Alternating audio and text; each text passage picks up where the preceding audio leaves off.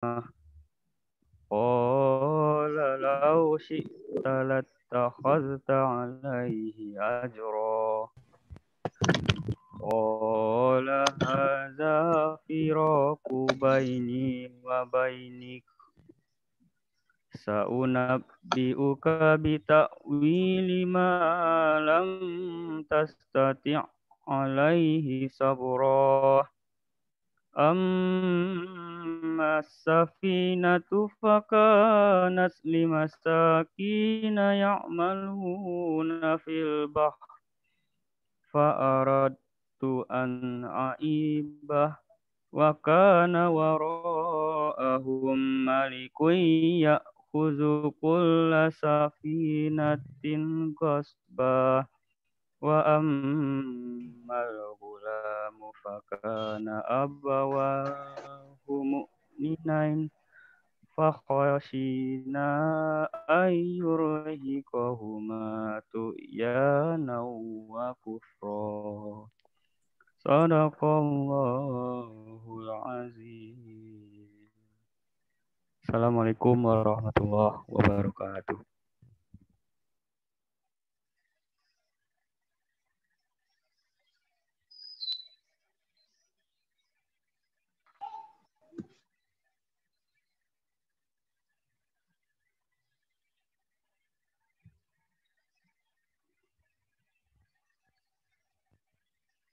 Pak itu dikasih kena batik ya. Anjir gendut banget.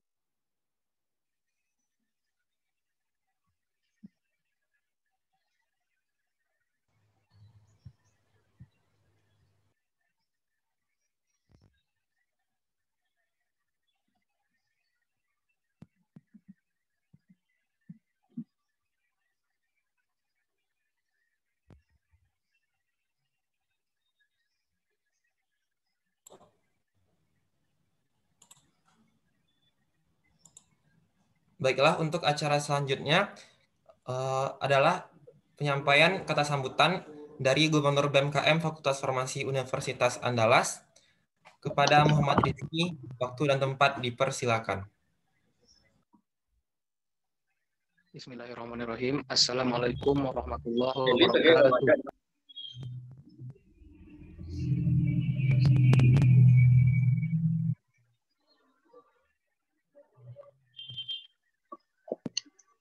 Apakah suara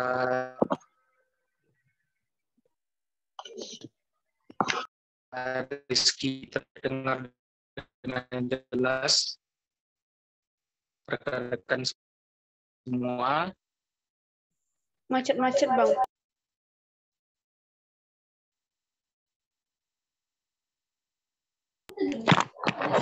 Gimana Faros? Apakah terdengar? Agak putus sedikit, Ki. Suara Rizky macet-macet.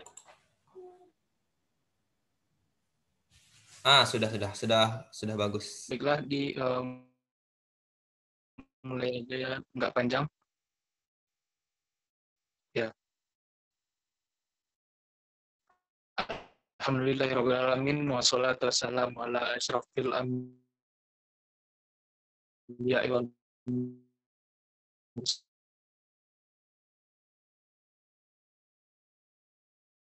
mursalin wa ala alihi washabihi ajmain. Puji syukur kita ucapkan kehadirat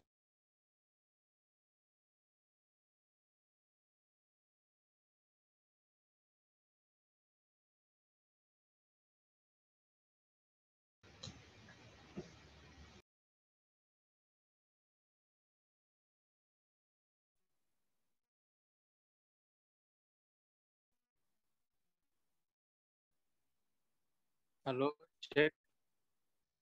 Halo. Ya, udah dengar, Ki.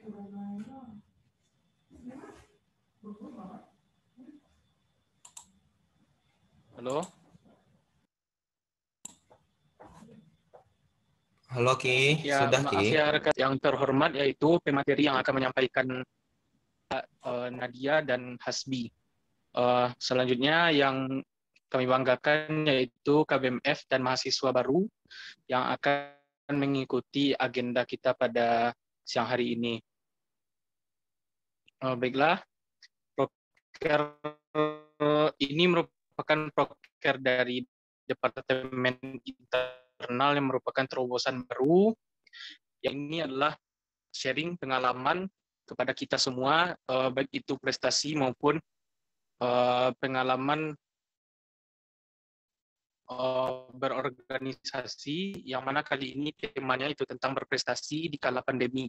Jadi harapannya kepada kita, walaupun kondisi pandemi saat sekarang ini, kondisi yang serba sulit, yang serba daring, serba harus mematuhi protokol kesehatan dan segala macam, namun bukan hambatan bagi kita untuk selalu berprestasi bagi orang-orang di sekitar kita, memberikan prestasi yang membanggakan bagi fakultas kita. Jadi, marilah sama-sama kita dengarkan pengalaman dari mereka dan kita terapkan supaya kita bisa berprestasi seperti mereka. Mungkin sekian kata sambutan dari saya. Jika terdapat kesalahan dan kekurangan, mohon dimaafkan. Billahi taufiq wal hidayah. Assalamualaikum warahmatullahi wabarakatuh. Waalaikumsalam warahmatullahi wabarakatuh. Terima kasih atas sambutan oleh Gubernur BMKM Fakultas Farmasi Universitas Andalas. Acara selanjutnya adalah acara utama kita, ini penyampaian materi dari pemateri kita, yang untuk kegiatan ini akan dibuka oleh moderator kita. Kepada Anissa Rahman dipersilakan. Baiklah, bismillahirrahmanirrahim. Terima kasih banyak Bang Ismail Faros atas kesempatannya. Baiklah, Assalamualaikum warahmatullahi wabarakatuh semuanya.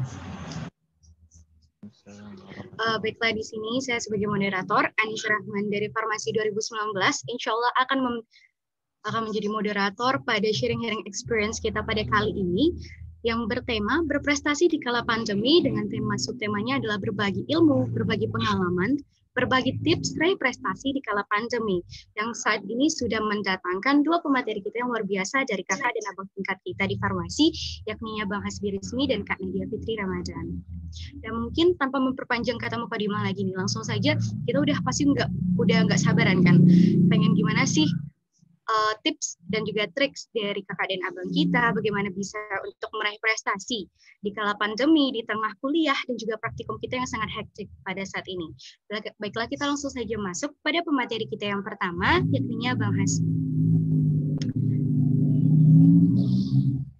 Mungkin selanjutnya kita akan membacakan CV dari Bang Hasbi. Mungkin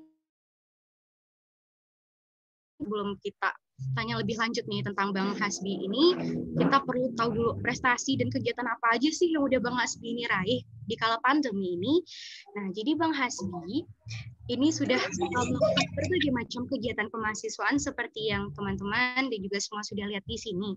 Seperti ada RPLF Jilid 1, Wisma Farsi Sumatera 2, kemudian sebagai revolusioner ke-8 pada tahun 2018 di Fakultas Farmasi Universitas Andalas, kemudian sebagai Koormas Gebiar Farmasi, kemudian sebagai Koor Medis Bakti Farmasi, kemudian sebagai anggota muda UKM Penalaran, DPMKM FFUA sebagai anggota Komisi 4, kemudian sebagai Kadif Kasrat Ikmab Pesisir Selatan UNAN dan PNP, kemudian Quality Control of Brain di Klub NSID. Nah, ya mungkin kan sekarang kita bicara prestasi yang sudah Bang Hasbi raih hingga saat ini begitu banyak. Nah, bisa kita lihat di sini banyak dong prestasinya. Seperti yang pertama sebagai finalis 10 besar KTI PMV Universitas Lampung Mangkurat, kemudian juara 1 LKTI Mahasiswa Nasional Gebiar Farmasi Universitas Andalas, kemudian harapan 2 Young Researcher Competition Yoreko PPIPM Fair Universitas Negeri Padang, kemudian juara debat. Juara kedua, Kesehatan Pekan Ilmiah Mahasiswa Wilayah Sumatera 2 pada tahun 2019. Kemudian sebagai semifinalis APRO Fokus Project pada tahun 2020. Kemudian publikasi gel hesperidin dari kulit jeruk manis Citrus sinensis untuk pengobatan ulkus diabetikum.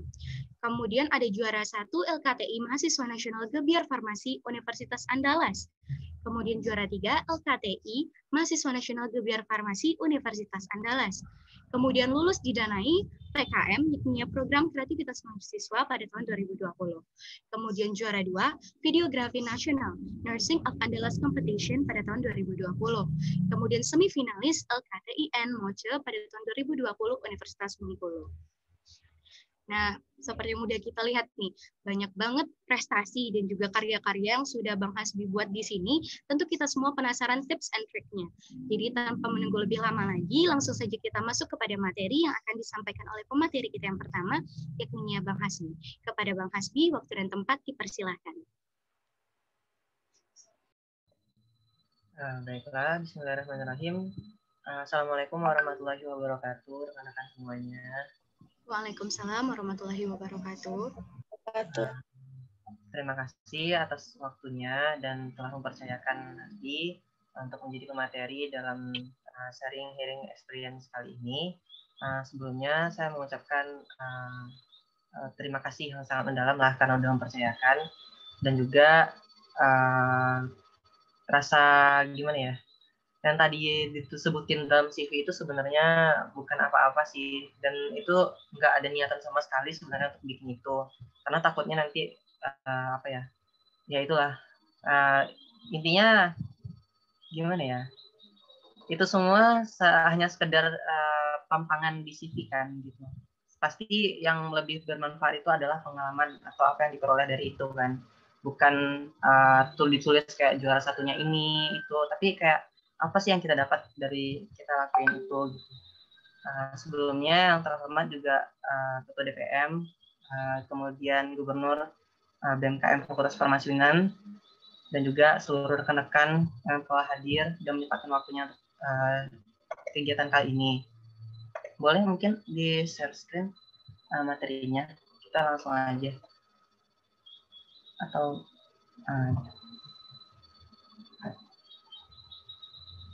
baiklah, di sini mungkin saya akan jelasin yang penting-penting aja, karena dari pengalaman saya sendiri, mungkin teman-teman juga udah nggak asing kan dengan laporan praktikum, laporan kayak penulisan-penulisan yang mengutip beberapa sumber, jadi pedoman gitu, dan ada beberapa juga yang udah ikut PKM kan. Jadi insya Allah mungkin teman-teman udah gaungannya kok dengan karya tulis ilmiah ini.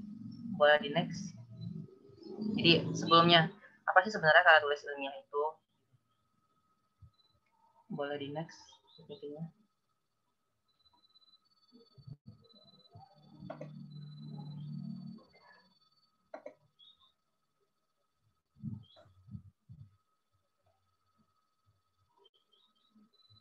Nih, yang pertama, apa sih sebenarnya yang dimaksud dengan karya tulis ilmiah itu gitu kan? Jadi di sini harus kita tahu apa konsep dasar dari karya tulis ilmiah. Di sini sudah saya cantumkan 4 konsep dari karya tulis ilmiah, di mana mereka tuh pada umumnya disusun secara sistematis karena banyak kan formatnya atau sistematikanya. Kemudian dituangkan dalam bahasa yang baik dan benar sesuai dengan panduan umum bahasa Indonesia atau PEB, dan ditulis sebagai media. Maksudnya itu menulis itu dijadiin media dalam kita mengembangkan atau membahas ilmu pengetahuan. Boleh di next.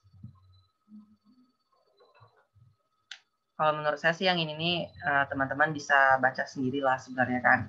Untuk ciri-ciri KTI itu bersifat objektif, faktual, terus bermetode, dan juga mengangkat sesuatu yang baru, yang cermat, dan ini juga bisa dibuktikan dengan data dan fakta yang ada. Itu merupakan ciri-ciri dari KTI. Lanjutnya, nah untuk tujuan dari KTI ini apa sih sebenarnya gitu kan? Oke, jadi di sini untuk materi atau bagian pengenalan dari karya tulis ilmiah sendiri, teman-teman bisa cari dari berbagai sumber atau dari searching Google juga banyak. Namun kita harus tahu apa sih esensi kita nulis karya tulis ilmiah ini gitu. Kayak tadi laporan praktikum kita gunakan untuk membuat kajian atau memperdalam ilmu kita dalam persiapan melaksanakan percobaan di praktikum. Kemudian kita menuliskan hasil pembahasannya dan mendapatkan beberapa kesimpulan yang didapatkan itu di percobaan gitu. Misalnya kayak masalah. Jadi karya tulis ilmiah ini kayak nggak intinya dari masalah. Ketika teman-teman mau mencoba nulis karya tulis ilmiah, teman-teman harus tahu dulu masalah. Nah, kebetulan karena kita dari gaungan yaitu farmasi, dari bidang yang sama, mungkin banyak masalah farmasi saat ini seperti obat, antibiotik yang udah resisten, dan segala macamnya. Dan itu juga jadi kayak tuntutan bagi kita, apa sih yang harus kita lakukan saat ini gitu. Nah, itulah masalah itu kita olah dan kita jadikan sebuah ide. Nanti akan dibahas lebih lanjut. Jadi tujuan secara umumnya emang memecahkan masalah, menambah ilmu, dan segala macamnya. Kemudian untuk fungsi dari KTI ini sendiri banyak. Kalau dalam fungsi pendidikan, contohnya kayak di S1, kita kan laporan praktikum itu merupakan karya tulis ilmiah juga, karena itu berdasarkan percobaan. Namun sistematikanya aja yang berbeda. Kemudian juga S1 kita melaksanakan skripsi. Skripsi itu juga masuk karya tulis ilmiah. S2 kita melaksanakan tesis, kemudian ada di S3 apa ya namanya, nanti akan dibahas lebih lanjut. Next. Nah, jenis-jenis KTI ini seperti yang saya sebutkan sebelumnya, laporan penelitian ini merupakan yang kita lakukan di lab, kemudian makalah, kayak tugas-tugas dosen, boleh di next. Skripsi, kemudian tesis, disertasi ini untuk yang S3, kemudian juga next. Ada yang populer, kemudian ada juga yang karya ilmiah disusun dengan melaporkan satu kegiatan, seperti kita melaksanakan KKN atau PKL, kita kan nulis laporannya tuh gitu untuk laporan. Nah, itu juga masuk karya tulis ilmiah. Oke, jadi dari ini mungkin aku sampaikan singkat aja. Karya tulis ilmiah ini adalah sesuai dengan namanya ilmiah, artinya dapat dibuktikan dengan data dan fakta yang ada. Kemudian ilmiah ini juga artinya kita bisa menjadikan itu tuh sebagai suatu sumber gitu loh. Kita bisa mempercayai itu karena itu ada dalam diri kita atau ada dalam lingkungan, dalam kehidupan masyarakat. Jadi karya tulis ilmiah ini menggunakan bahasa yang baik dan benar itu adalah kuncinya gitu. Nah, jadi kayak penyusunannya itu tergantung dari kita sendiri. Dan kalau untuk sistematika nanti akan bahas lebih lanjut di belakang. Mungkin di next aja yang ini. Ini yang akan saya sampaikan lebih mendalam, tahapan penulisan. Nah, perlu teman-teman ketahui dalam membuat karya tulis ilmiah itu pasti kita sering mentoknya tuh di ide. Kita nggak ada ide, kita nggak tahu kita mau bikin apa, kita mau ngapain gitu. Jadi sebenarnya yang dimaksud dengan karya tulis ilmiah tadi kan menyelesaikan masalah. Intinya teman-teman harus tahu masalah gitu. Apa sih masalah yang ada dan apa yang ingin teman-teman pecahkan. Misalnya kayak di masalah teman-teman di farmasi misalnya, resistensi antibiotik misalnya. Itu kan menjadi masalah yang sangat luar biasa ya. Di mana-mana orang juga membeli antibiotik itu semudahnya aja, menggunakannya juga semudahnya aja. Lalu ada nggak solusi dari teman-teman? Nah, kalau emang ada solusi, nah itulah dijadikan ide. Jadi pemilihan topik ini kalau menurut saya dari pengalaman saya sendiri selama ikut KTI itu sesuai dengan tema. Maksudnya sesuai dengan tema, biasanya yang ngadain lomba itu udah memberikan sebuah tema yang akan kita pilih gitu. Jadi kita tinggal milih aja temanya, tema apa, dan masalahnya apa, itu sebenarnya udah ada di panduan perlombaan. Jadi kita tinggal menemukan ide dari itu. Maka dari itu kita perlu menguasai dulu sebenarnya masalah dengan tema ini apa. Misalnya kayak masalah kita di pandemi COVID-19 ini atau new normal. Gimana sih aktivitas kita selama pandemi COVID-19 ini agar tetap berjalan seperti semulanya gitu loh. Anggap corona ini udah nggak ada, pasti ada persiapannya ya kan, kayak pakai masker dan hand sanitizer. Kira-kira apa lagi yang dibutuhkan? Nah, kalau saya kemarin dari LKTI Gebiar 2020, saya mengemukakan ide itu tentang sistem imun. Karena yang perlu itu adalah sistem imun kan. Ketika imun kita kuat, kita akan kuat dari atau kebal dari berbagai macam penyakit. Apalagi COVID-19 ini kan virus. Virus ini kan menyerangnya sistem imun gitu loh kan. Nah, maka dari itu mungkin meningkatkan sistem imun ini dapat jadi ide yang lebih bagus gitu. Nah, kemudian inovasinya itu diserahkan kepada teman-teman dan tim teman-teman. Biasanya KTI ini dalam bentuk tim. Jadi kita adain diskusi dengan tim, dosen pembimbing, baru kita bahas apa sih inovasi yang akan kita angkatkan untuk imun tubuh ini gitu loh. Nah, kalau aku gitu. Jadi saran aku untuk memilih topik atau ide ini, tolong pikirkan dari berbagai macam sisi. Misalnya kayak dari sisi ekonominya. apakah mudah untuk didapatkan, apakah efektif, apakah efisien. Kemudian dari sisi farmasinya, apakah sediaan ini benar-benar bagus. Nah, kemudian dari sisi yang lainnya seperti kayak daya tarik, kemudian pasiennya, apakah rasanya itu menarik atau tampilannya juga bagus. Jadi kayak KTI ini kita memberikan masalah, menyelesaikan masalah dengan inovasi gitu. Kalau menurut aku inovasi itu penting dalam setiap kita ikut EKTI karena itu yang menjadikan kita beda loh. Gitu. Tampil beda itu bagus dalam hal inovasi. Kemudian pembatasan topik. Pembatasan topik ini maksudnya kayak misalnya udah tahu kan kita masalahnya apa dan kita udah punya solusinya. Kita batasi apa aja yang akan kita bahas. Misalnya kayak tentang imun tubuh. Apa aja yang perlu kita bahas tentang imun tubuh ini. Misalnya tentang interleukin atau sel darah putih dan segala macamnya. Kita batasi aja, kita sepersingkat mungkin juga nggak apa-apa, asalkan apa yang ingin kita sampaikan itu bisa dipahami oleh khalayak ramai. Jadi ini nih yang jadi masalah utamanya dalam kita farmasi, baik di PKM, karakteristik ini ada segala macamnya. Bahasa yang kita gunakan itu sulit dimengerti oleh orang awam. Bahkan kita kan tahu kan, misalnya kayak obat banyak bentuknya tablet, kapsul dan segala macamnya. Dan cara penggunaannya juga pasti beda-beda, bisa macam-macam juga. Jenis sediaannya juga beda-beda. Dan khalayak ramai tidak tahu bagaimana sediaan ini bagusnya gitu. Dan kita yang tahu, makanya itu gunakanlah bahasa yang baik, benar, dan mudah dimengerti. Oke, kemudian untuk pengumpulan data, ini metodenya, misalnya kayak studi pustaka. Biasanya kalau yang pengalaman saya juga studi pustaka yang banyak.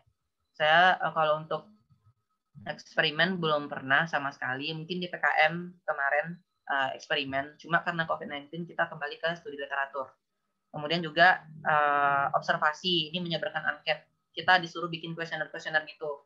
Kan pernah tuh teman-teman dapat kuesioner, tolong dong isi kuesioner penelitian ini gitu. Ini sebenarnya untuk mendapatkan respon. Respon ini nanti disimpulkan dan jadilah penelitian. Nah, seperti itu. Kemudian melakukan wawancara juga.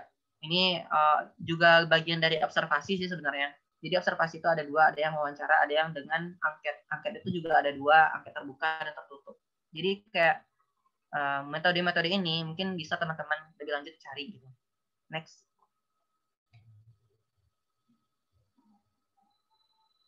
Nah, ini kemudian ada analisis data. Ini juga terkait dengan materi metode yang teman-teman gunakan.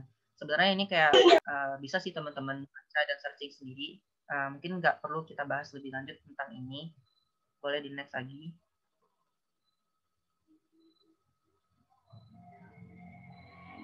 Nih, tahap perbaikan dan pengeditan, tahap pelaporan. Next.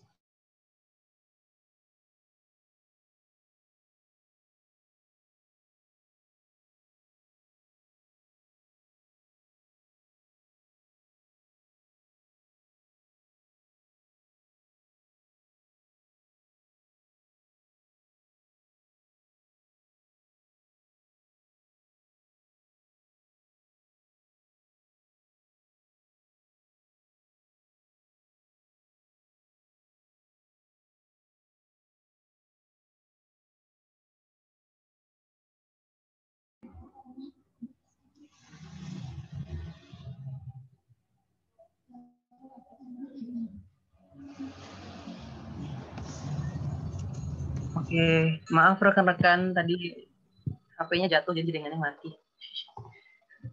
Oke, nah ini aja. Aku bahas yang bagian inti aja deh dari KTI biar kita sama-sama paham. Karena dari tadi kita bahas materi sistematika KTI. Nah, untuk cover teman-teman udah tahu juga gimana cover itu yang bagus, nomor pengesahan, daftar isi, kemudian pendahuluan. Nah, ini yang akan dibahas lebih lanjut. Biasanya dalam KTI ini pendahuluan ini menjadi salah satu bagian yang sangat penting dan merupakan bagian inti. Karena di sini itu kayak jadi awal kita kenapa kita nulis KTI. Jadi teman-teman tolong untuk misalnya ingin nulis KTI cuma untuk ikut lomba, cuma untuk biar ikut lomba lah gitu kan, nambah-nambah CV, kemudian dapat sertifikat, dapat uangnya juga, reward gitu. Jangan jadikan mindset itu untuk nulis KTI. Tapi ubah mindsetnya kayak nulis KTI ini kita mau berikan inovasi atau memberikan solusi terhadap masalah. Dan kita ingin orang banyak itu tahu kalau misalnya ilmu kita ini harus diketahui gitu loh. Dan ini dapat jadi solusi yang bagus gitu. Jadi jangan kayak kita mikirin apa yang akan kita dapatkan dari itu, tapi apa yang akan kita berikan dari itu. Itu yang harus dirubah sebenarnya. Dan itu juga menjadi poin yang penting dalam pendahuluan. Yang pertama, latar belakang. Kenapa kita penting membahas latar belakang? Karena dari masalah itu, misalnya kita balik lagi masalah COVID-19. Ini aku nggak apa-apa ya, aku kerucutkan aja pembahasan kita biar teman-teman bisa paham, karena kita juga dari bidang yang sama, yaitu farmasi. Untuk COVID-19 ini kan banyak tuh masalahnya, misalnya kayak virusnya ini gimana sih cara kerjanya, kemudian ini merupakan virus apa, sakit apa yang ditimbulkan gitu, apakah sakit pernapasan, apakah ini, dan segala macam. Dan untuk berbagai usia itu bagaimana efeknya. Nah, kita kan tahu banyak obat, misalnya kayak untuk analgesik obatnya beda, kalau untuk piretik obatnya beda, untuk segala macamnya, antibiotik, bakteri, jamur, virus, itu kan beda-beda. Nah, itu dapat jadi rumusan apa ya, maksudnya tuh poin penting dalam penulisan latar belakang. Yang pertama itu, kalau misalnya teman-teman bahas penyakit, untuk misalnya kayak tema tentang COVID-19, di latar belakang itu teman-teman harus cantumin tentang COVID-19 itu apa, terus penyebab, misalnya dia menimbulkan apa COVID ini, kalau kita terinfeksi dia menimbulkan apa, terus gimana prevalensinya, maksudnya tuh data-data epidemiologinya, maksudnya tuh kayak data prevalensi, data-data penyebaran, dan segala macamnya. Dan itu dibikin sesingkat mungkin. Karena kalau kita banyak-banyak nulis itu, bisa aja mungkin udah satu lembar kita bahas COVID-19 aja. Itu nggak efektif. Jadi penulisan yang efektif itu adalah ketika kita mampu menyimpulkan poin-poin tadi menjadi beberapa kalimat dalam satu paragraf. Jadi poin penyakit misalnya COVID-19 itu dibikin satu paragraf, udah mencakup semuanya. Itu udah jadi sangat bagus bagi teman-teman. Gak apa-apa kita bikin dalam 2 paragraf, gak apa-apa. Tapi poin yang akan kita sampaikan itu udah dapat gitu. Nah itu untuk poin pertama penyakitnya. Terus setelah ada penyakit prevalensi, terus dia menimbulkan apa yang akan kita lakukan terhadap penyakit itu. Misalnya kayak pengobatannya itu selama ini gimana, terus masalahnya apa dalam COVID-19 ini, maupun pengobatannya apa gitu. Misalnya kayak teman-teman mau bikin sistem imun, obat sistem imun tadi, misalnya kayak peningkat sistem imun, misalnya menggunakan bahan alam. Berarti solusi teman-teman adalah menggunakan bahan alam untuk meningkatkan sistem imun di masa pandemi COVID-19. Nah, karena ini tentang sistem imun, berarti teman-teman harus cari tahu apa kaitan sistem imun dengan COVID-19 ini. Ketika imun kita turun, apa yang terjadi? Ketika imun kita meningkat, apa yang terjadi? Dan apa selama ini yang digunakan untuk meningkatkan imun tubuh di masa pandemi.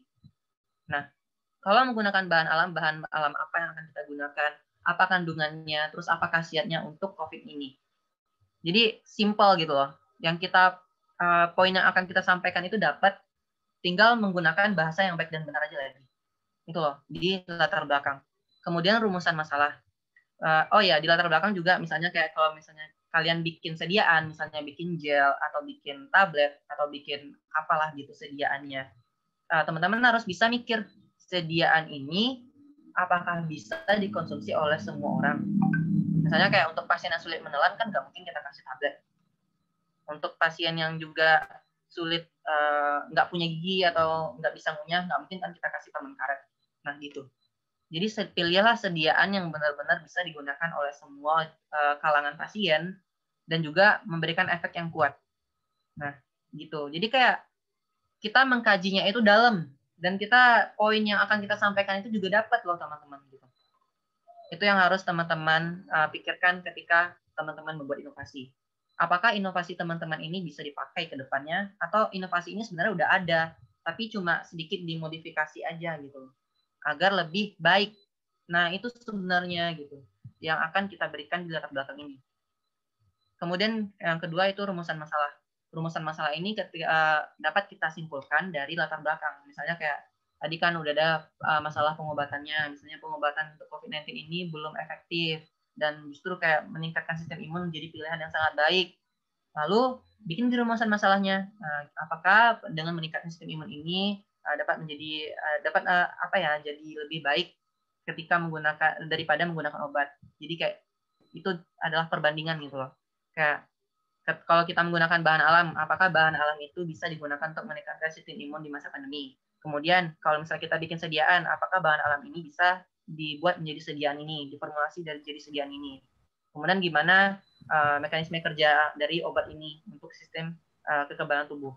Ini yang saya kerucutkan, semoga teman-teman bisa paham apa maksudnya. Jadi antara latar belakang rumusan masalah ini link, maksudnya itu kayak saling berhubungan, nggak boleh sama sekali miring, condong. Oke. Kemudian tujuan penulisan. Tujuan penulisan ini jadi kayak apa sih yang ingin teman-teman berikan ketika rumusan masalah ini bisa terjawab. Misalnya kayak tadi rumusan masalahnya, apakah obat bahan alam ini dapat diformulasi menjadi sediaan ini. Jadi di tujuannya dapat mengetahui bahwa bahan alam ini bisa diformulasi jadi sediaan ini, gitu loh.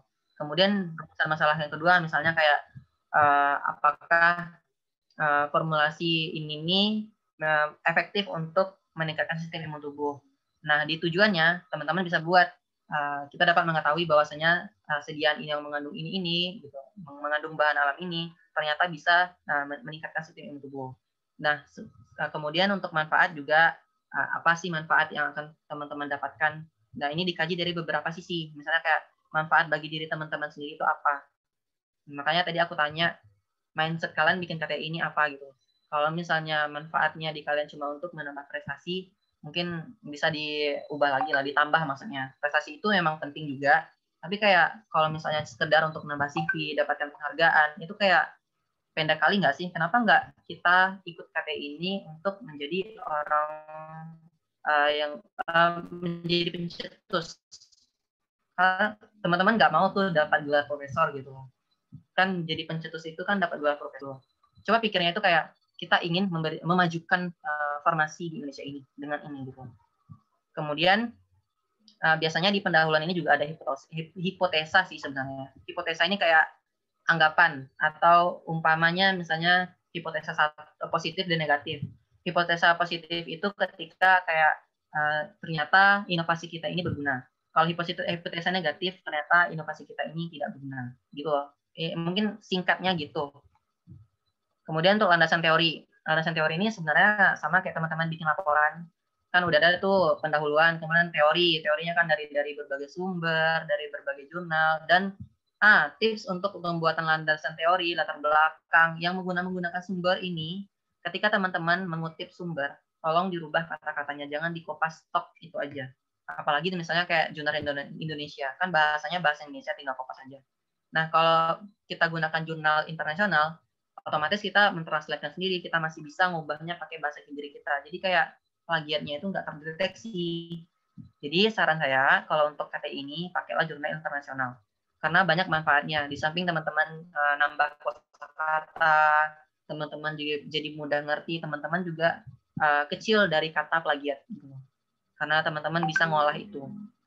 Terus gunakanlah sumber-sumber yang terupdate. Maksudnya tuh kayak kalau biasanya kalau saya sendiri dari pengalaman ya, jurnal-jurnal yang saya pakai itu 5 tahun terakhir atau maksimal 10 tahun terakhir. Nggak ada yang lewat dari itu. Dan kalau bagus emang 5 tahun terakhir. Dan itu jurnal internasional juga, terindeks juga. Itu karena itu dapat jadi apa ya? Dapat jadi acuan yang sangat bagus karena di situ kita update. Kan nggak selamanya loh gitu sistem imun ini penting misalnya. Atau ada lagi yang lain justru kayak misalnya dari 2020 ini vaksin udah ada. Ngapa lagi kita meningkatkan sistem imun, kenapa nggak divaksin aja? Nah, itu kan jadi ini contoh ya, bukan berarti kayak sistem imun ini nggak penting, tapi penting juga. Ini sebagai contoh aja. Ketika teman-teman nggak update, teman-teman jadi lupa bahwasanya teman-teman nggak sendiri di sini yang bikin inovasi gitu. Kita banyak orang-orang pintar di sini. Nah itu. Kemudian metode penulisan, ini yang seperti yang saya bilang tadi. Metode ini banyak, kalau yang pengalaman saya sendiri, mungkin metode yang saya gunakan sudah teratur bersama senior saya tentunya, yang jadi pemateri juga hari ini. Itu senior yang sangat membimbing dari awal di farmasi ini, ikut lomba karya tulis dan segala macamnya. Kemudian untuk metode, gunakanlah metode yang bisa teman-teman maksudnya tuh kayak metode ini bisa teman-teman pertanggungjawabkan ketika teman-teman membuat inovasi. Misalnya kayak pembuatan tablet misalnya. Apa sih metode pembuatan tablet yang teman-teman gunakan? Nah, kemudian juga misalnya membuat permen karet. Apa sih teman-teman metode apa yang teman-teman gunakan? Atau studi literatur yang bagaimana? Gimana sih cara kita ngumpulin data, ngolah data, analisis data, dan narik kesimpulannya itu gimana gitu. Terus hasil pembahasan. Kalau hasil itu kan merupakan data-data yang kita peroleh dari percobaan ataupun studi literatur kita. Kalau misalnya studi literatur biasanya nggak ada hasil, langsung aja hasil dan pembahasan. Kalau misalnya eksperimen, hasil ini merupakan apa yang kita lakukan. Misalnya kayak di labor nih, teman-teman ada praktikum, misalnya penetapan kadar teofilin dalam ini menggunakan titrasi misalnya, dan atau menggunakan apalah gitu. Nah, di hasilnya itu teman-teman dapat kadarnya itu berapa dari hasil filtrasi tadi. Nah, seperti itu kalau di hasil. Nah, di pembahasannya teman-teman bikin dari percobaan yang ini yang kami lakukan, yaitu penetapan kadar teofilin di dalam ini menggunakan metode titrasi, ternyata didapatkan kadar segini gitu loh. Itu di pembahasan dibikinnya. Dan biasanya pembahasan ini yang jadi masalah di hasil dan pembahasan ini penggunaan kata, pengulangan kata, dan tidak link dengan latar belakang, rumusan masalah, dan tujuan. Nah, ini biasanya jadi masalah. Pengalaman saya sendiri, ketika ikut PKTI dulu di SMA, rumusan masalahnya misalnya kayak bahas apakah bahan alam ini memang benar-benar bisa digunakan untuk COVID-19. Tapi di pembahasan kita sama sekali nggak bahas itu. Nah, itu merupakan salah satu masalah yang tidak terpecahkan jadinya. Karena rumusan masalah ini akan kita bahas di pembahasan, akan kita jawab di pembahasan gitu.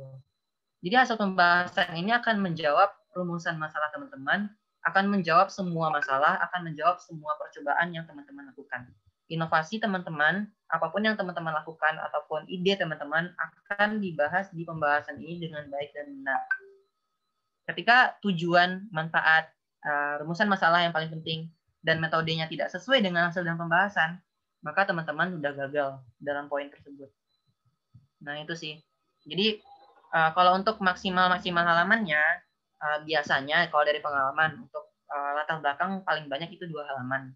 Kemudian rumusan masalah, tujuan, metode, manfaat, hipotesa, mungkin bisa digabung aja. Landasan teori ini biasanya nggak banyak, tergantung apa sih yang akan teman-teman batasi. Makanya tadi kita perlu batasi topiknya. Jadi jangan bahas semuanya. Misalnya kayak coronavirus. Ini dia virus apa, terus dia jenis apa, masuk keluarga yang mana, jangan kayak gitu. Bahas intinya aja, batasi topiknya. Nah, kayak gitu. Kemudian di kesimpulan dasaran. Kesimpulan tentunya kayak apa yang dapat kita simpulkan dari percobaan. Misalnya kayak di rumusan masalahnya, tadi teman-teman mempertanyakan apakah bahan alam ini bisa digunakan untuk COVID-19, maka di kesimpulan teman-teman bikin dari percobaan dilakukan dengan metode ini, dengan ini. Nah, ternyata menunjukkan bahan alam ini bisa digunakan untuk COVID-19. Nah, singkat aja. Kalau untuk kesimpulan, singkat aja. Dan saran juga, misalnya kayak apa sih yang akan teman-teman lakukan setelah teman-teman bikin ini. Misalnya sarannya itu harapan penulis, misalnya kayak ini bisa dikembangkan. Ini merupakan salah satu inovasi yang bagus di COVID-19 ini. Penulis menyarankan kepada pemerintah misalnya, atau menyarankan kepada instansi, atau misalnya menyarankan kepada fakultas untuk mengembangkan ini gitu, untuk membuat ini gitu. Jadi kayak saran itu bisalah teman-teman kutip. Nah, yang paling penting adalah link. Itu maksudnya. Maksud link ini bukan orang dalam ya. Maksud link ini adalah gimana hubungan latar belakang, rumusan masalah, tujuan, manfaat, metode, hasil pembahasan, dan kesimpulan. Gimana teman-teman bisa membuat paragraf 1 nyambung dengan paragraf 2, nyambung lagi dengan paragraf 3, dan nyambung seterusnya sampai ke bawah, tanpa ada pengulangan kata. Ini yang harus diperhatikan. Mungkin pengulangan pembahasan boleh, misalnya kayak tadi di latar belakang yang kita bahas,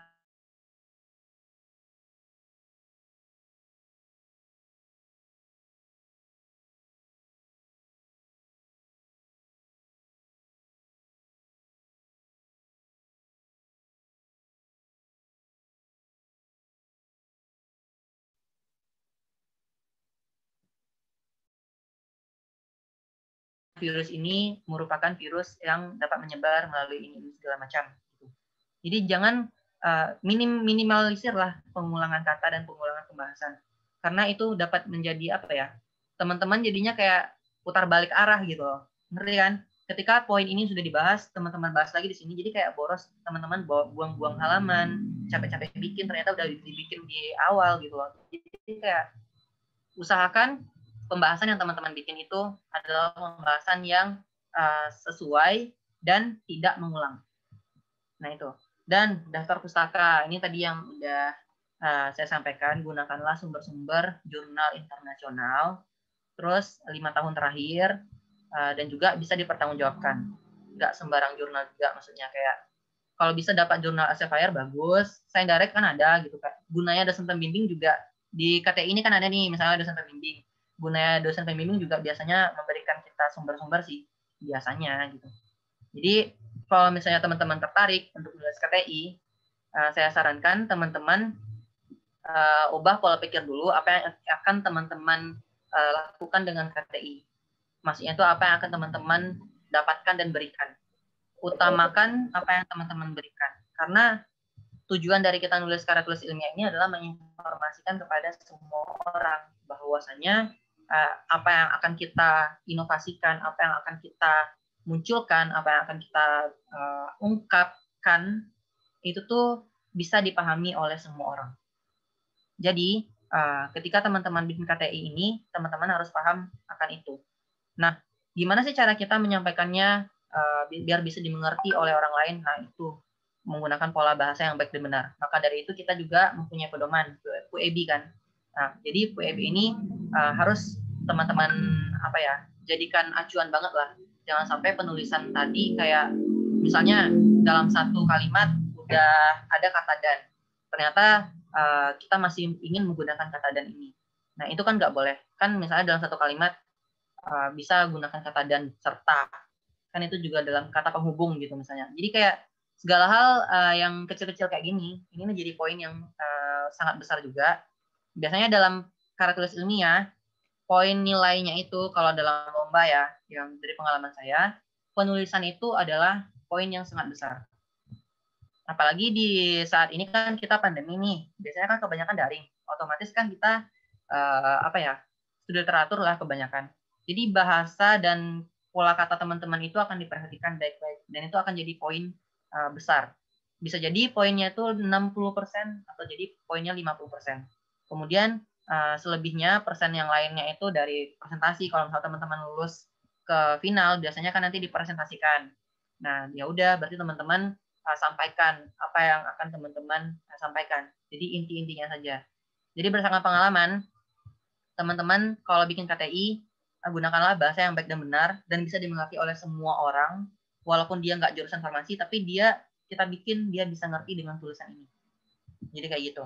Kemudian kalau misalnya teman-teman lulus ke final, saat presentasi jangan teman-teman ulang kata, jangan gunakan bahasa-bahasa yang berputar-putar, misalnya kayak berbunga-bunga gitu.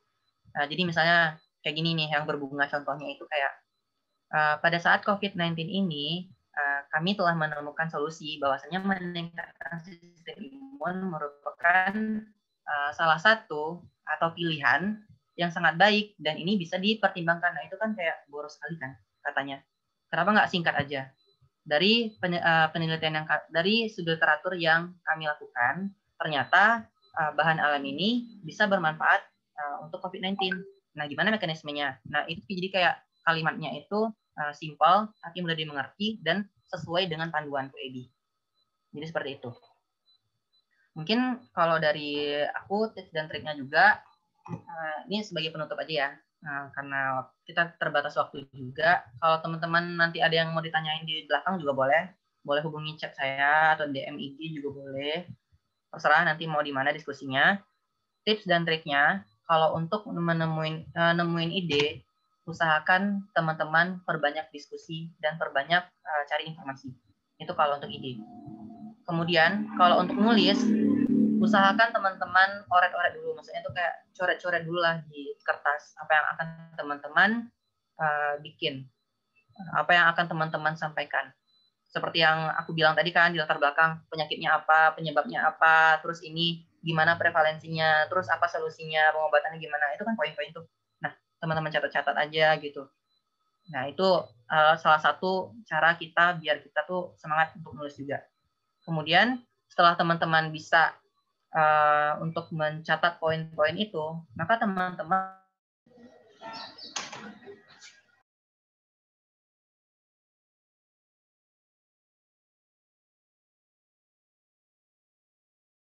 udah dapat jurnalnya. Nah gitu. Tinggal cari jurnal terupdate aja lagi, misalnya kayak ini tahun 2015, ada nggak ya 2019-nya? Nah gitu. Mungkin itu sih tips dari aku. Dan semangat juga, jangan lupa doa.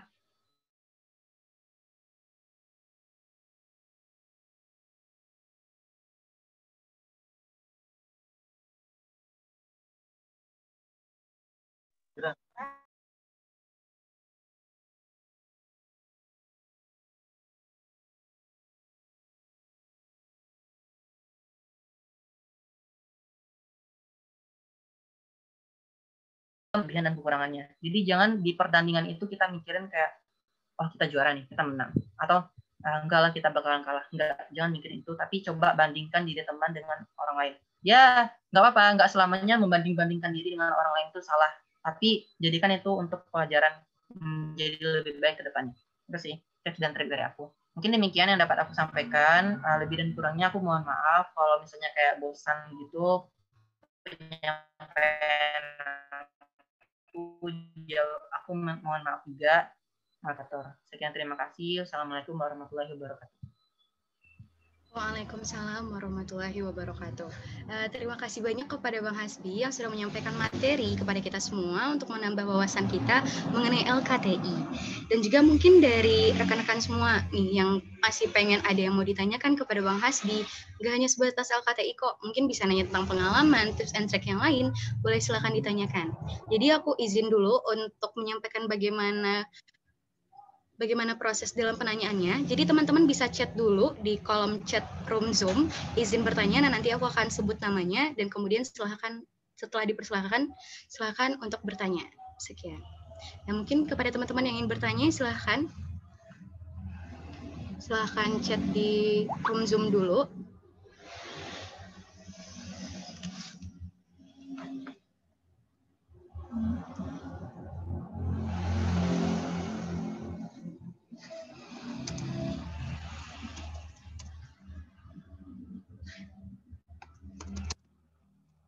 Mungkin kepada teman-teman yang lain ada yang ingin ditanyakan, silahkan. Mungkin chat di room Zoom, setelah dipersilahkan, nanti baru aku akan lempar ke Bang Hasbi pertanyaannya. Silahkan.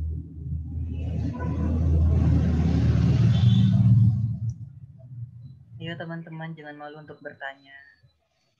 Ya, jangan malu untuk bertanya, kan kesempatan nggak datang 2 kali ya. Ini udah kita kasih kesempatan, mungkin silahkan ditanyakan, nggak apa-apa.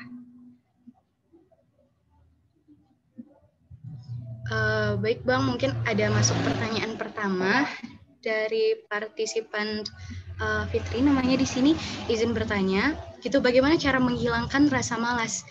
Gimana ya Bang? Terima kasih. Mungkin bisa dijawab Bang. Terima kasih Bang.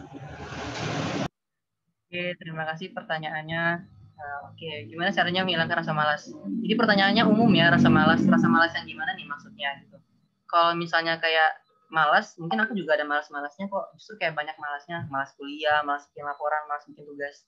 Jadi mungkin kayak pertanyaannya ini mungkin lebih kayak gini ya. Gimana sih biar kita tuh nggak malas Bang bikin KTI misalnya, karena kita bahas KTI ya.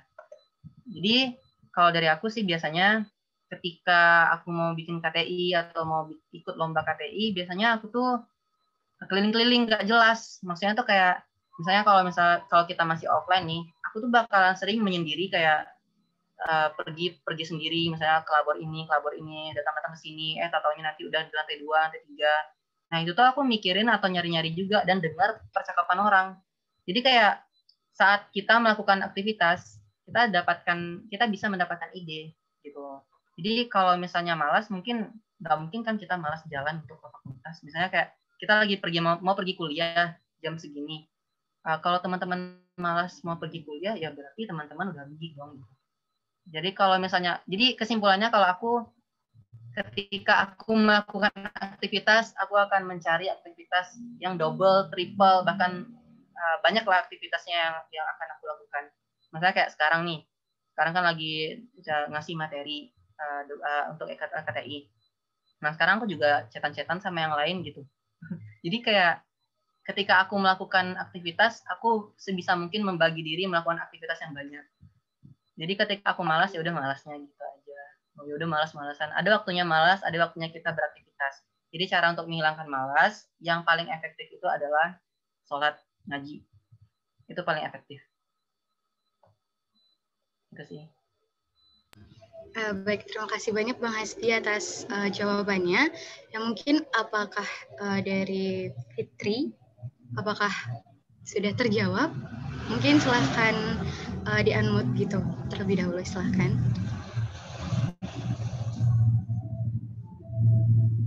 Mungkin ada kendala jaringan jadi tidak bisa untuk memberikan jawaban.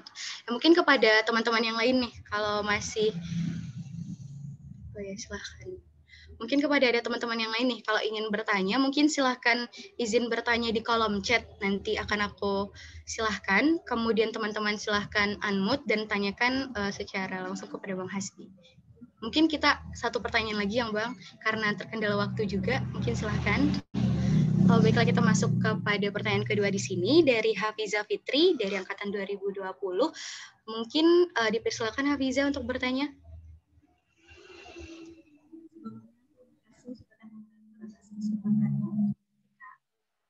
Sebelumnya perkenalkan Bang, nama saya Hafiza Fitri dengan nomor IP 2011011040 Bang. Ya, izin bertanya Bang. Misalkan waktu SMP atau SMA kita belum punya kayak pengalaman untuk ngurus KTI gitu Bang.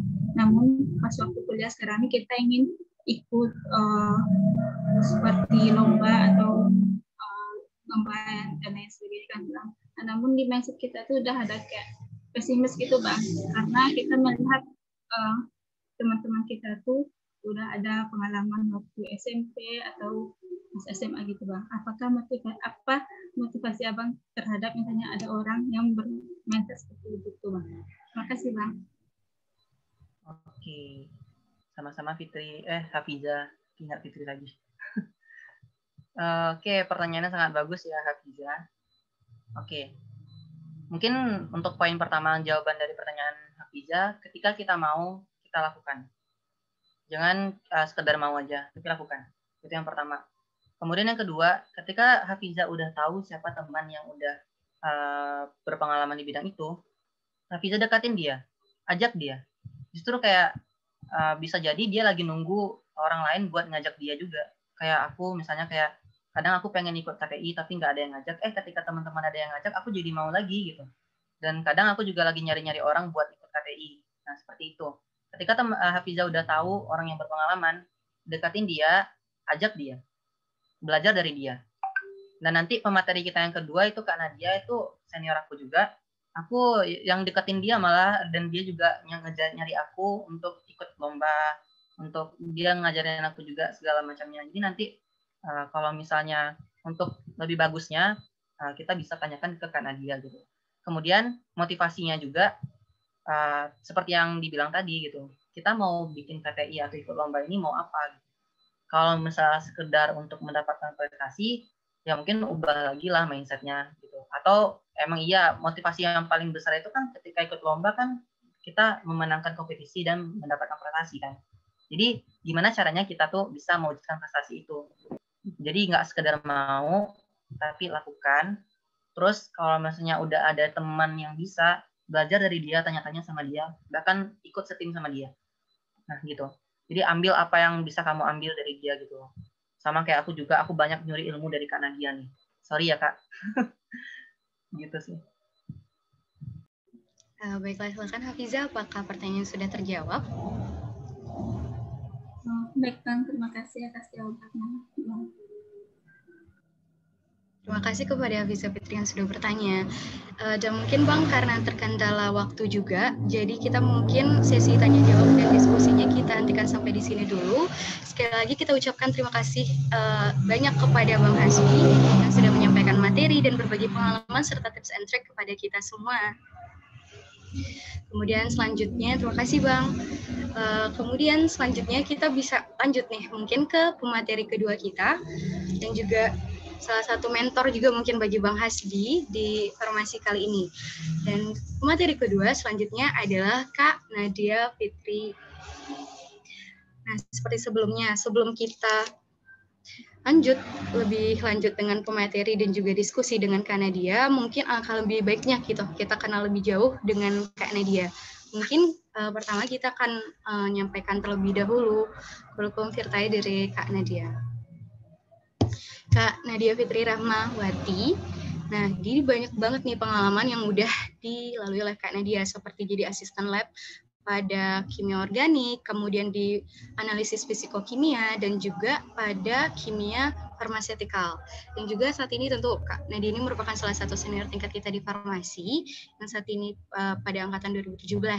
Dan juga di sini Kak Nadia mempunyai skill seperti scientific writing, research, dan juga writing. Dan juga begitu banyak nih prestasi dan juga yang sudah diraih oleh Kak Nadia, seperti di sini ada juara 1 pada Scientific Paper National Competition pada tahun 2019, kemudian sebagai Grand Receiver of Student Creativity Program pada tahun 2019, kemudian ada Grand Receiver of Student Creativity Program juga pada tahun 2020, sebagai semifinalis APRO Focus Project pada tahun 2020, dan juga sebagai runner-up dari Young Research, kemudian sebagai top 10 national finalis of National Scientific Writing Competition, kemudian sebagai first runner-up dari National Scientific Writing Competition pada tahun 2018, kemudian sebagai top 10 national finalist of National Scientific Writing Competition. Nah, mungkin selanjutnya ini nih prestasi yang udah diraih Kak Nadia. Mungkin kita pengen tahu tips and trick dan juga pengalaman yang bisa Kak Nadia bagi kepada kita semua. Tanpa memperpanjang lagi mungkin basa-basinya, kita langsung saja masuk kepada materi yang akan disampaikan Kak Nadia. Kepada Kak Nadia dipersilakan. Oke, terima kasih kepada moderator yang telah membimbing dan mengatur jalannya acara pada siang hari ini. Oke, ya tadi juga sudah diperkenalkan. Kenalkan, nama saya Nadia Fitri Rahmawati, biasa dipanggil Nadia, angkatan 17. Di sini ya mungkin cuma berbagi ya, sharing-sharing pengalaman. Kalau untuk tentang penulisan karya ilmiahnya mungkin tadi sudah didapatkan dari pemateri sebelumnya. Di sini saya ingin berbagi pengalaman selama kuliah di farmasi ini, mengikuti kompetisi ilmiah apa saja gitu ya. Pertama kali itu saya mengikuti Gen X, atau yang beberapa tahun akhir ini nama eventnya yaitu Gebiar, itu mengikuti KTI. Nah, waktu itu saya masih mahasiswa baru ya, dan masih belum ada pengalaman sama sekali untuk mengikuti lomba di tingkat kuliah. Nah, jadi waktu itu saya kepikiran kan, wah pengen ikut lomba ini nih. Nah, tapi belum ada teman. Nah, benar dengan apa yang disampaikan materi sebelumnya tadi, nah saya mencari senior yang sudah berpengalaman dan juga memiliki ide yang sama. Nah, ketika itu saya bergabung dengan senior kita, yaitu Bang Faldi yang baru saja wisuda kemarin. Nah, waktu itu saya hanya sebagai anggota, dan di sana saya awalnya ingin belajar saja, tidak mengharapkan untuk bisa menang atau sebagai macamnya. Tapi saya ingin mencari pengalaman karena ini pertama kali saya mengikuti perlombaan di masa perkuliahan. Nah, ketika itu kami mengusung ide membuat sediaan. Nah, itu temanya drug discovery, jadi penemuan obat. Jadi kami membuat sediaan spray antiinflamasi dari bahan alam. Nah, di situ ya kami mencoba untuk merangkum semuanya, baik dari bidang kimia farmasinya, baik di bidang teknologi farmasi, dan juga untuk pengaplikasiannya untuk penyakit apa. Nah, dan alhamdulillah waktu itu masuk final, dan ya kalau masuk final kita kan akan presentasi. Nah, di situ karena kami masih newcomer ya, jadi waktu presentasi itu lebih banyak gugupnya, jadi sempat blank ketika presentasi. Ya, dan akhirnya kami hanya mendapatkan harapan 1. Nah, setelah itu belajar dari kesalahan, terus kita terus memperbaiki diri untuk mengimprove kemampuan kita. Nah, selanjutnya saya mulai mengikuti program kreativitas mahasiswa atau yang disebut dengan PKM. Nah, awalnya saya juga masih mencari teman yang kira-kira bisa diajak untuk bekerja sama dan bisa idenya itu sejalan. Nah, karena kalau untuk lomba-lomba itu salah satu hal yang penting yaitu adalah teamwork-nya. Meskipun kita punya ide yang bagus, tapi kalau kerja sama timnya kurang, nah jadi keberhasilan proyek kita ke depannya itu bakal susah. Nah, jadi waktu itu untuk PKM saya bergabung dengan teman angkatan saya dan juga saya mencari satu orang adik junior yang bisa direkrut dan juga harapannya nanti bisa jadi kader juga ya untuk tahun depannya biar lebih sering lagi mahasiswa formasi ini mengikuti lomba-lomba. Nah, jadi waktu untuk PKM yang pertama kali itu saya mengusulkan ide di bidang bahan alam. Awalnya kalau saya pribadi untuk mencari ide itu dari ya sering-sering membaca sih ya, suka membaca kalau ada waktu luang baca apa aja, tapi lebih sering baca tentang sains dan juga teknologi. Nah, jadi waktu itu untuk PKM yang pertama saya mengusulkan ide tentang bakterinya bakteri Gardnerella vaginalis. Nah, itu bakteri yang sering ada pada perempuan yang mengalami keputihan. Awalnya kan tentang hal yang sering disepelekan oleh banyak perempuan. Nah, tapi itu yang kami coba angkat. Padahal sebenarnya keputihan itu juga bisa membahayakan loh, juga bisa mengakibatkan penyakit lain, bahkan komplikasi. Nah, jadi di situ kami mengangkat isu tentang bakteri Gardnerella vaginalis ini. Jadi mengisolasi senyawa dari bahan alam dan dicobakan sebagai antibakteri untuk bakteri tersebut. Nah, alhamdulillah akhirnya lulus didanai dan kami lanjut untuk mengerjakan proyeknya, penelitiannya. Nah, jadi ketika itu karena bakteri ini jarang ditemui ya, mungkin teman-teman di sini baru pertama kali juga mendengarnya. Jadi bakterinya itu sulit didapatkan. Untuk kasusnya pun sendiri di Sumatera Barat sangat sedikit. Banyaknya ini di negara barat sebenarnya, tapi karena saya penasaran, saya ingin mencoba-coba aja kalau ini dicobakan ke sini bagaimana kira-kira. Nah, jadi karena bakterinya itu sulit dapat, akhirnya kami harus mengganti bakteri ke bakteri yang banyak beredar. Contohnya salah satunya itu bakteri E. coli. Nah, mungkin teman-teman sering kan mendengar ada bakteri Staphylococcus aureus, E. coli. Nah, akhirnya kami mengganti topik pada PKM ini dan ketika dicobakan di eksperimen di laboratorium memang senyawa yang diisolasi itu memiliki aktivitas sebagai antibakteri. Nah, setelah kita melaksanakan semua penelitian kita yang PKM itu, selanjutnya hasil kerja kita akan dimonitoring dan dievaluasi oleh pihak pemberi dana yaitu Kemenristek-Dikti. Nah, di sana kita mempresentasikan sejauh mana proyek penelitian yang kita lakukan. Nah, jadi kenanya, meskipun saat itu hasilnya sudah dapat, kita harapannya waktu itu mendapatkan hasil memiliki aktivitas antibakteri yang bagus, dan juga kita bisa mengisolasi senyawanya.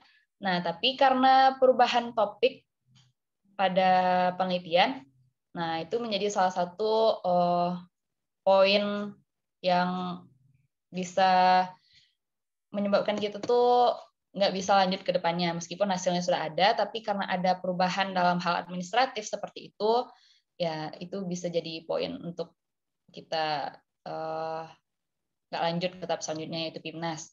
Nah, jadi maksud dari yang saya sampaikan tadi, kalau untuk mengikuti perlombaan itu, hal-hal administratif yang pertama kali dinilai oleh pihak penyelenggara. Misalnya teman-teman sekarang ikut PKM, nah dari kelengkapan berkas, terus keotentikannya itu yang diseleksi pertama kali, baru kemudian isi dari PKM yang teman-teman ajukan. Nah, jadi untuk hal administratif itu tolong diperhatikan, karena kalau tidak akan di skip oleh pihak yang akan memberikan dana kalau untuk PKM. Nah, berarti kan yang untuk isolasi yang PKM tahun waktu itu kan udah selesai ya, nggak ada tahapan lagi, kita nggak lanjut ke PIMNAS. Nah, ini idenya masih gitu-gitu aja, mau diapain lagi gitu kan. Sayang, kita udah kerja tapi ya belum sampai ke goalnya gitu.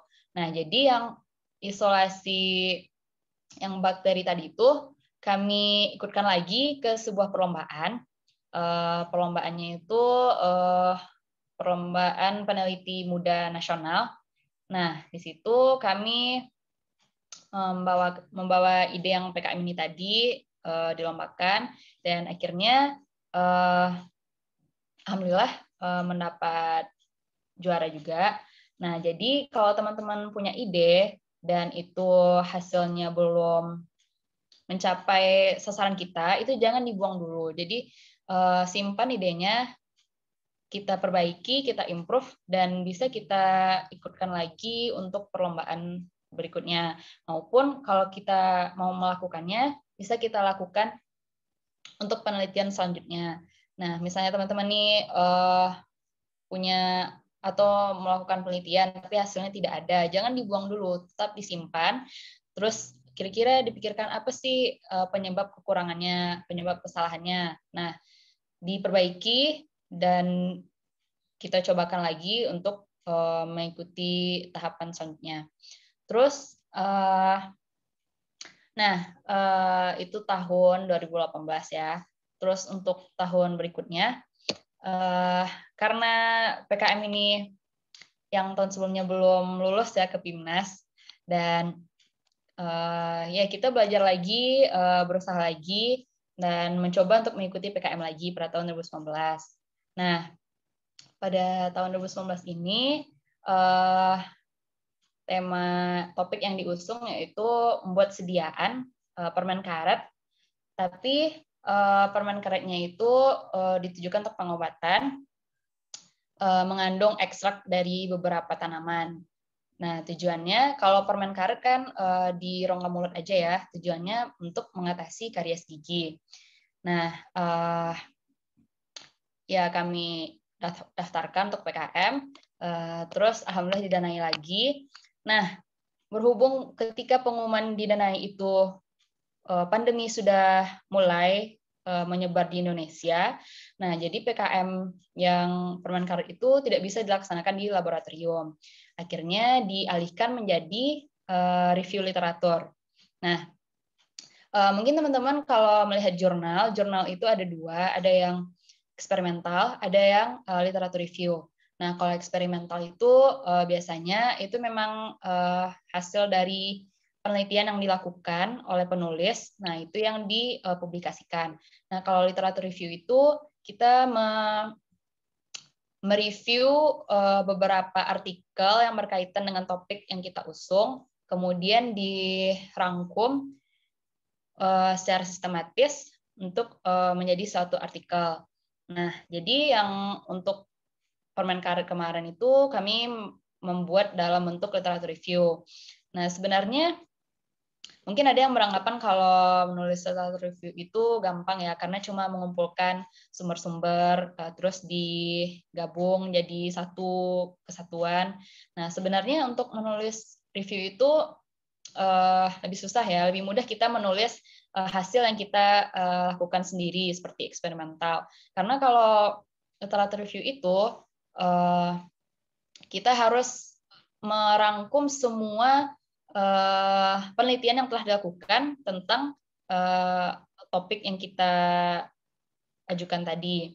Nah, untuk PKM yang kemarin, itu pertama kalinya kita bikin literatur review, dan untuk literatur review itu referensinya sangat banyak ya. Beda kalau untuk eksperimental itu bisa cuma beberapa, belasan sampai puluhan, karena kita melakukannya sendiri. Nah, kalau literatur review ini biasanya kalau yang untuk qualified itu minimal 50 literatur, dan itu literaturnya mutakhir minimal 5 tahun terakhir, dan usahakan itu literaturnya internasional.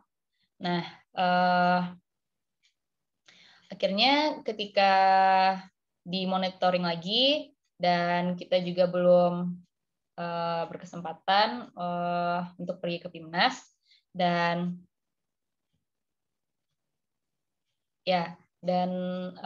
ide itu masih begitu-begitu saja, masih gantung ya, belum sampai ke tujuannya. Akhirnya yang medicated chewing gum ini kita coba ikutkan lagi, tapi di PKM bidang artikel ilmiah. Ya, kalau untuk PKM itu ada beberapa macam ya, ada yang PKM 5 bidang, ada juga yang PKM AI sama GT. Nah, kalau PKM 5 bidang itu PKM penelitian, contohnya PKM saya yang tentang isolasi tadi. Terus kalau untuk PKM AI ini, sistematikanya beda sama PKM 5 bidang. Kalau untuk PKM 5 bidang, biasanya kita mengajukan proposal terlebih dahulu, nanti di-review, baru didanai, terus kita melakukan penelitiannya, nanti disampaikan lagi hasilnya, dan itu menjadi penilaian untuk PIMNAS. Nah, kalau untuk PKM artikel ilmiah ini, kita mengajukan draft artikel ilmiah ke Dikti, terus kalau misalnya lulus penilaian akan didanai, dan nanti langsung ikut ke PIMNAS. Itu saja, jadi itu perbedaannya. Nah, untuk PKM AI itu sendiri nggak cuma dari hasil penelitian kita yang pernah kita lakukan aja, bisa juga dari pengabdian masyarakat yang pernah kita lakukan. Nah, intinya kalau untuk PKM AI itu hasil yang pernah kita lakukan kemudian dibuat dalam bentuk artikel yang kemudian siap untuk dipublikasikan. Nah, untuk PKM pengalamannya mungkin segitu aja ya. Terus kalau untuk bidang KTI, ya setelah mengikuti yang Gebiar Agen X tahun 2018 dulu, tahun berikutnya saya mengikuti lagi bersama pemateri kita yang tadi, dan juga salah satu teman di angkatan. Nah, di situ kami mengusung ide juga membuat sediaan lagi. Sediaannya berupa gel. Nah, di situ kami tujukan sebagai pengobatan juga. Dari gelnya mengandung zat aktif dari kulit jeruk. Nah, alhamdulillah di situ kami berhasil mendapatkan peringkat pertama, dan yang jadi poin penting dari LKT itu sendiri, seperti yang dikatakan pemateri sebelumnya, ya memang di bidang penulisannya. Nah, jadi perkayalah literatur teman-teman, sering-sering membaca kalau ingin mengikuti kompetisi-kompetisi ilmiah seperti itu, karena di luar sana orang-orang terus berinovasi, sementara kita di sini hanya bisa mengikuti perlombaan, tidak bisa melakukan penelitian atau riset secara langsung. Nah, jadi perbanyak literatur, sering-sering membaca, agar kita bisa juga menemukan, memiliki sebuah inovasi yang bisa disandingkan dengan orang-orang di luar sana. Ya, mungkin itu saja ya kalau tentang pengalaman di bidang karya ilmiah. Dikembalikan lagi ke moderator. Terima kasih banyak kepada Kak Nadia sudah berbagi pengalaman mungkin dan juga tips and trick dan materi kepada kita semua. Dan mungkin kepada teman-teman yang lain nih, ada yang ingin ditanyakan mengenai apapun itu kepada Kak Nadia, tidak terbatas di PKM yang sudah Kak Nadia jelaskan tadi dan karya tulis ilmiah, mungkin bisa chat dulu di room Zoom, kemudian setelah itu baru dipersilahkan untuk ditanyakan langsung kepada Kak Nadia. Dipersilahkan kepada teman-teman yang lain, apakah ada yang ingin ditanyakan?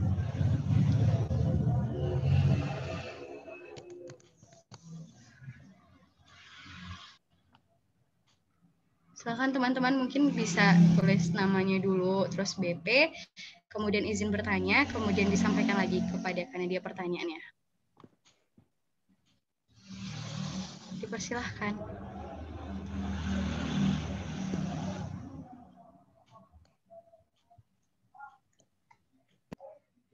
Kayak masih malu-malu nih Kak untuk nanya gitu lebih lanjut kan ke Kak Nadianya. Mungkin silahkan teman-teman yang lain, silahkan bertanya. Kakaknya nggak gigit kok, juga mau nanya silahkan. Oh ya mungkin tadi lu kakaknya Aslep ya, Aslep Kimor ya. Siapa yang praktikan kakak di sini? Banyak kayaknya tuh Kak, malu nanya Kak, takut juga mungkin. Ya mungkin tadi belum mengucapkan terima kasih, mungkin lupa Kak. Terima kasih kepada Kak Nadia mungkin yang udah berbagi pengalaman kepada kita semua tadi ya Kak. Silakan teman-teman, ada yang nanya silakan chat di room Zoom, mumpung ada kesempatan dan juga kakaknya di sini bisa ditanyakan secara langsung.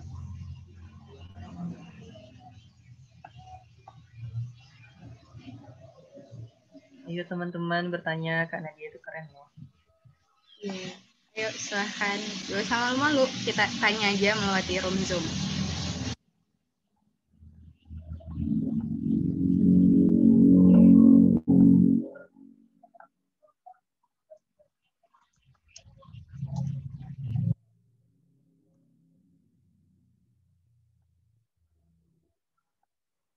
Ya, malu banget nih Kak, mereka buat nanya.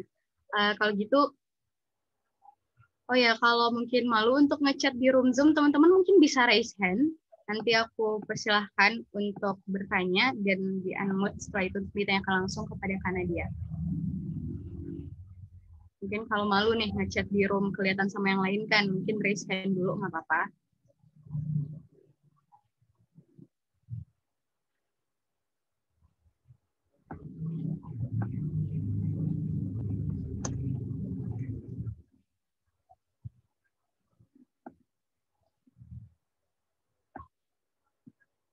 Ayo teman-teman yang mau nanya silahkan ditanyakan.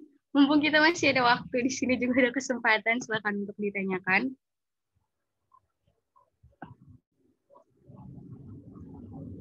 Oh ya, mungkin kepada Sheila, Fatia Nurul Ashila dari Infocom ingin bertanya nih Kak. Mungkin kepada Sheila dipersilahkan.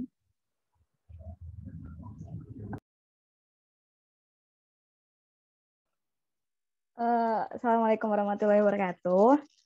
Waalaikumsalam warahmatullahi wabarakatuh. Maaf sebelumnya off-cam karena kendala sinyal. Izin bertanya Kak. Perkenalkan nama saya Fatia Nurul Ashila, BP 1911013002. Izin bertanya ke Kak Nadia Kak. Kalau di pembuatan LKTI atau PKM itu kan ada yang secara berkelompok ya kan? Iya kan Kak? Itu gimana cara pembagian kerjanya itu ya Kak dalam menyusun PKM atau LKTI-nya tersebut? Terima kasih. Jadi pertanyaannya gitu Kak. Mungkin kepada Kak Nadia, silakan untuk menjawab Kak. Oke, kalau untuk pembagian kerja di kelompok itu biasanya kalau ketua kelompok itu porsinya lebih besar ya, cakupannya juga lebih besar. Kalau di PKM, pembagian kerjanya kalau untuk ketua itu biasanya menulis proposal, kemudian mengumpulkan data, dan melakukan editing di akhir. Nah, kalau untuk anggota lainnya itu bisa juga untuk mengumpulkan data. Kalau kita eksperimental bisa juga untuk sebagai dokumentasi. Kemudian ya yang mendukung kerja dari ketua kelompok tadi. Sama juga kalau untuk KTI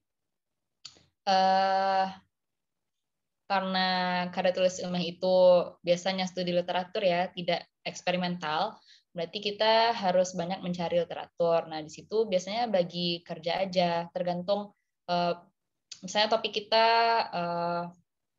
membuat gel hesperidin dari Citrus sinensis misalnya kan. Bagi-bagi aja kan kita ada bertiga dalam kelompok, siapa yang mencari tentang sediaan gelnya, siapa yang mencari tentang isolasi zat aktifnya, siapa yang mencari tentang aktivitas farmakologisnya. Nah, nanti setelah didapatkan sumber-sumbernya, dibagi lagi kerja menulisnya, bisa misalnya yang ketua bikin pembahasan, terus anggota yang lain bikin tinjauan pustaka dan pendahuluan. Karena sudah kita cari tadi di awal, kan tinggal memindahkannya saja ke dalam bentuk tulisan. Nah, seperti itu. Terus yang paling penting, kalau menurut pengalaman saya pribadi, kita tuh harus disiplin ya, disiplin dan punya tekad. Misalnya kita targetnya tanggal segini udah selesai sampai bagian ini. Nah, kita emang harus berusaha semaksimal mungkin untuk mencapai target itu. Dan kalau misalnya kita harus mencari literatur, misalkan literatur yang memang valid dan mutakhir. Nah, karena ya yang paling penting tuh disiplin sih, karena itu kunci kesuksesan. Dan mungkin itu aja. Baiklah, terima kasih Kak Nadia atas jawabannya. Mungkin kepada Sheila, apakah pertanyaannya sudah terjawab atau ada tanggapan lain? Sudah, Kak. Terima kasih. Ya, sama-sama. Terima kasih Sheila yang udah bertanya. Dan mungkin kepada teman-teman yang lain, mungkin karena kita terkendala waktu, jadi kita buka nih satu lagi sesi pertanyaan. Bagi teman-teman yang ingin bertanya, silakan chat di room Zoom atau raise hand aja. Nanti dipersilahkan dan silakan tanyakan secara langsung kepada Kak Nadia. Silakan teman-teman, kita buka satu lagi pertanyaan yang mungkin akan ditujukan kepada Kak Nadia.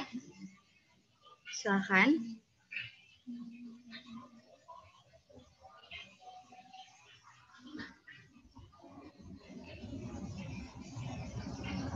Apakah ada dari teman-teman yang lain yang ingin bertanya? Bisa raise hand atau chat di room Zoom. Mungkin gak hanya sekedar LKTI ini, mungkin bisa tentang pengalaman kakaknya sebagai aslab mungkin, atau gimana yang lain. Silakan ditanyakan kepada Kak Nadia.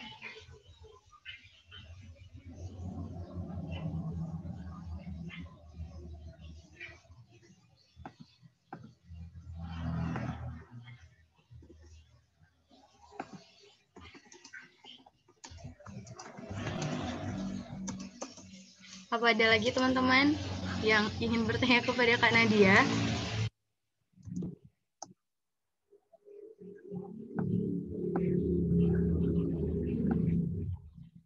Dan mungkin teman-teman yang lain kayak malu gitu Kak, atau mungkin di depan umum nanyanya, mungkin kalau bisa malu bertanya kepada Kak Nadia, mungkin bisa chat pribadi gitu ya Kak, kepada kakak mungkin via DM atau yang lain.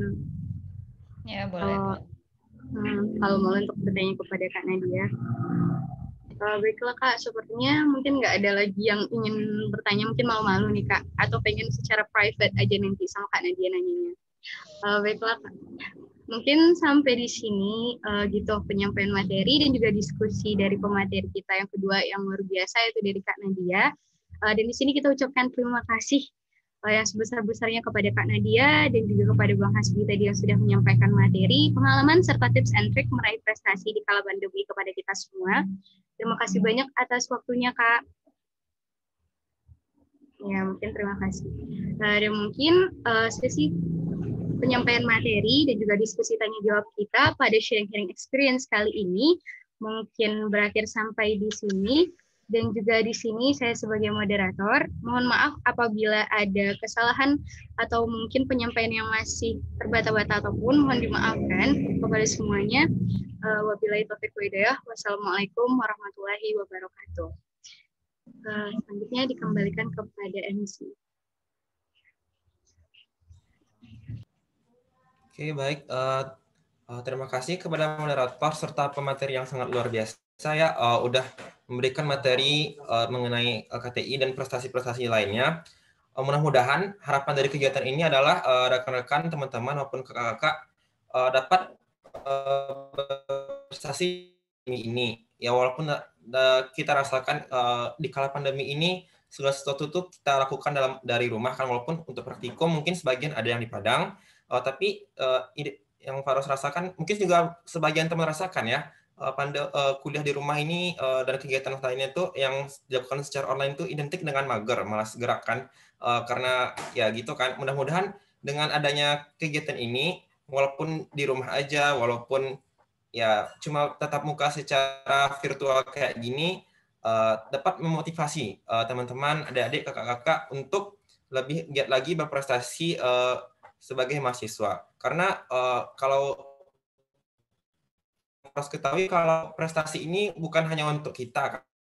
Prestasi sebagai mahasiswa juga akan menaikkan nama fakultas kita, bahkan nama universitas kita. Oke, baiklah. Untuk selanjutnya, kita akan melakukan penyerahan sertifikat kepada pemateri secara virtual.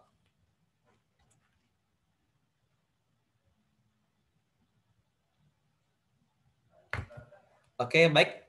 Sertifikat pertama diberikan kepada Hasbi sebagai pemateri pada kegiatan Sharing Hearing Experience yang diselenggarakan oleh Departemen Internal BMKM Fakultas Farmasi Minggu 21 Februari 2021. Gubernur BMKM Fakultas Farmasi UNAN Muhammad Rizky dan kepada Departemen Internal Ismail Faras. Oke, baik. Request dari hostnya dipersilakan kita untuk screenshot dokumentasi sebentar, Hasbi. Silakan senyum.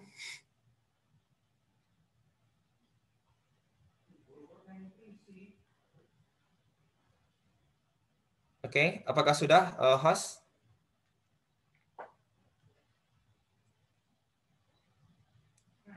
Oke, baik. Selanjutnya sertifikat kepada Kak Nadia Fitri Rahmawati.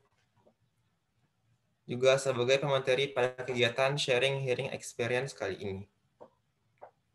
Dokumentasi lagi.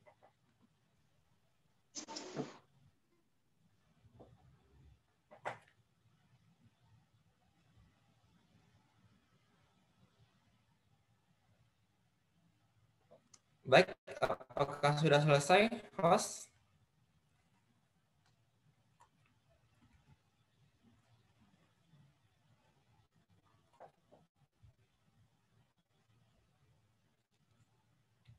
Oke, baik. Acara selanjutnya adalah pembacaan doa yang akan dibacakan oleh Ilham Syafitra. Kepada Ilham, waktu dan tempat dipersilahkan. Assalamualaikum warahmatullahi wabarakatuh. Sebelum kita menutup acara Sharing and Hearing Experience ini, marilah bersama-sama kita berdoa untuk mengucap syukur atas kegiatan kita yang telah kita laksanakan hari ini. Bagi yang beragama Islam, ikutilah doa ini. A'udzubillahi minasyaitonirrajim. Bismillahirrahmanirrahim. Alhamdulillahi rabbil alamin. Assalatu wassalamu ala asyrofil anbiya'i wal mursalin wa ala alihi wa sahbihi ajmain. Ya Allah, ya Tuhan kami, dengan mengucapkan puji syukur serta kehadirat-Mu atas segala rahmat karunia-Mu yang telah Engkau limpahkan kepada kami. Pada hari ini, dengan penuh keakraban dan bahagia ini, kami hadir di sini kiranya Engkau memberikan barokah dan ridho-Mu dalam acara yang kami laksanakan ini. Ya Allah, ya Tuhan kami, dengan telah berakhirnya kegiatan ini, kiranya Engkau dapat melimpahkan pengetahuan dan kekuatan kepada kami semua, dan Engkau tumbuhkan rasa persaudaraan, persatuan yang kokoh di antara kami terjalin dengan baik dan utuh. Ya Allah, ya Tuhan kami, Engkaulah Sang Maha Pengampun. Ampunilah dosa dan kesalahan kami, ya Allah. Dosa pemimpin kami, serta dosa dan kesalahan kedua orang tua kami. Perkenankanlah doa dan pinta kami ini, ya Allah. Rabbana atina fid dunya hasanah wa fil akhirati hasanah wa qina azabannar. Subhana rabbika rabbil izzati amma yasifun wassalamun alal mursalin walhamdulillahi rabbil alamin. Amin ya rabbal alamin. Wassalamualaikum warahmatullahi wabarakatuh. Baik, terima kasih kepada Ilham. Baik, dengan berakhirnya pembacaan doa tadi, maka berakhir pula lah kegiatan kita pada hari ini. Kami mengucapkan terima kasih sebesar-besarnya kepada para peserta dan kepada pemateri yang telah memberikan pengalamannya dan motivasinya sebagai dan bentar. Oke, baiklah, sebelum kita tutup,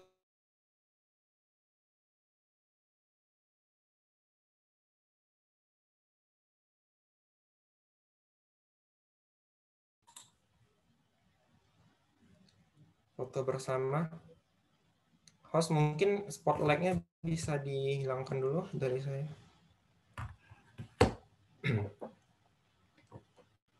Host silahkan.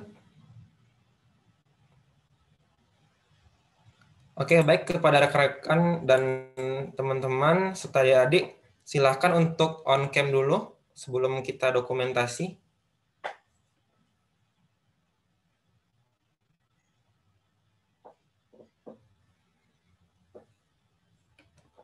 Mungkin host silahkan untuk unmute untuk aba-abanya.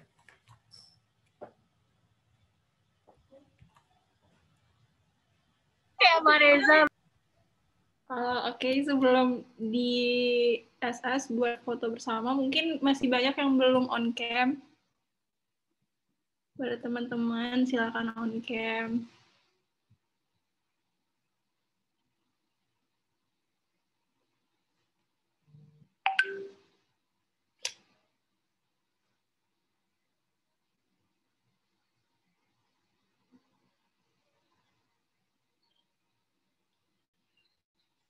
Oke, karena udah banyak yang on cam, langsung di SS ya dari slide 1.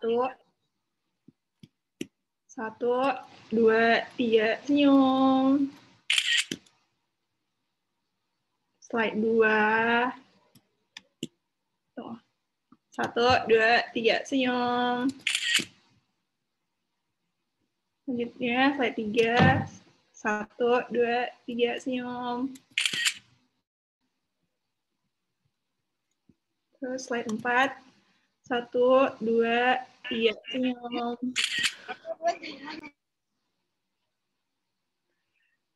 Slide 5. Senyum ya, jangan makan. 1, 2, 3, senyum. Slide 6. 1, 2, 3. Terus slide terakhir. 1, 2, 3. Oke, udah. Makasih teman-teman semua. Baik, terima kasih teman-teman. Silahkan meninggalkan room.